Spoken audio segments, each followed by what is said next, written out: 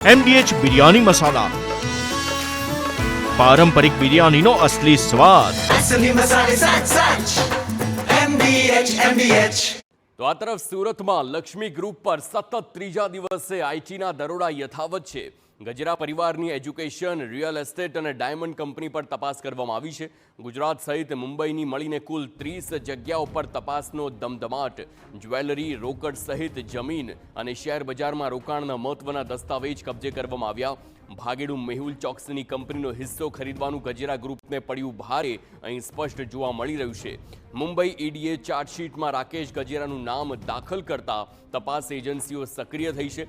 લક્ષ્મી ડાયમંડના ચોપડે કરોડોના કાળા કારોબારની આશંકા અને ઇન્કમટેક્સ વિભાગે 10 દિવસ પહેલા કરચોરીની ફટકારી હતી નોટિસ ફટકાર્યાના 10 દિવસમાં વસંત ગજેરા એન્ડ કંપની પર દરોડા પાડવામાં આવ્યા. પીએનબી બેંક સાથે છેતરપિંડી કરનાર અને ભાગેડુ મેહુલ ચોકસીની કંપનીનો હિસ્સો ખરીદવાનું ગજેરા ગ્રુપને ભારે પડ્યું છે.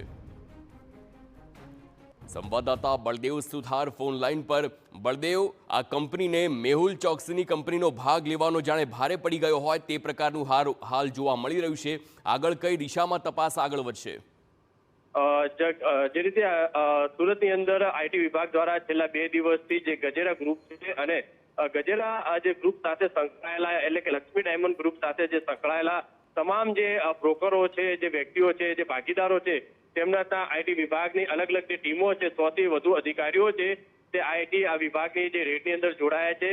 મેહુલ ચોકસી જે ભાગેડુ છે તેનો કેટલો કિસ્સો છે, તેમના દ્વારા આજે અલગ અલગ જે ફાઉન્ડ જે બનાવી અને આ જે લક્ષ્મી જે ગ્રુપ છે તેની અંદર જે ટ્રાન્સફર કરાયા હોવાની જે વાત જે સામે આવી હતી ને તેના આધારે આઈટી વિભાગ દ્વારા 10 દિવસ પહેલા જે રીતે આ જે લક્ષ્મી ગ્રુપ છે તેના ઓનરને નોટિસ પણ આપવામાં આવી હતી અને મુંબઈની અંદર ઈડી દ્વારા જે રીતે જે ગજેરા બંધુ છે તેની સામે જે નામ સામે આવ્યું છે અને ત્યારબાદ જે તપાસ શરૂ કરી હતી. એટલે કહી શકાય 30 થી વધુ જગ્યાએ અલગ અલગ જે હાલ છેલ્લા 2 દિવસથી સર્ચિંગની જે કામગીરી કરવામાં આવી રહી છે.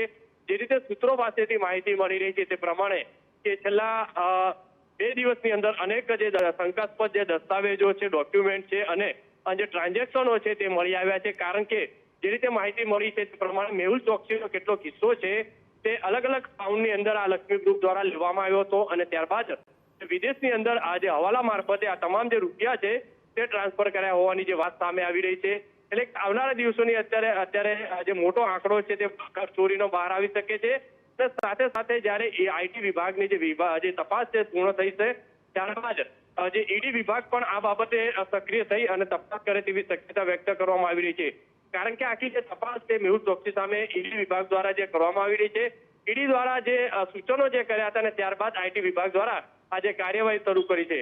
એટલે કે સૌથી મોટું કૌભાંડ છે કે જે સામે આવી શકે છે. કારણ કે અનેક મોટા પ્રમાણમાં જમીનની અંદર અને અનેક જે કન્સ્ટ્રક્શનની અંદર જે રોકાણ થયા હોવાની જે વાત છે તે સામે આવી રહી છે. જી હાર્દિક.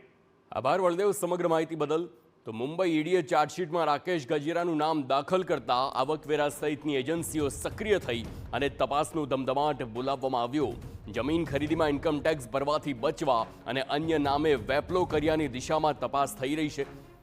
જમીન ટોચ મર્યાદાના કાયદાને લાગુ ન પડે તે માટે જમીન અન્યના નામે ખરીદી ત્યારબાદ એને કરી પોતાના નામે કરવામાં આવતી હતી.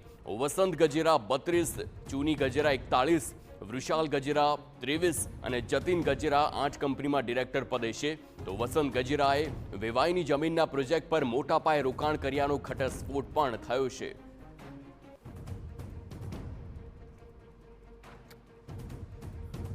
MDH કિચન કિંગ મસાલા રસોડામાં હોય તો આપણે કંઈ પણ બનાવી શકીએ છીએ. રીંગણાનો ઓળો, બટેટા ફુલાવર, ભીંડી મસાલા અને બીજું ઘણું બધું. MDH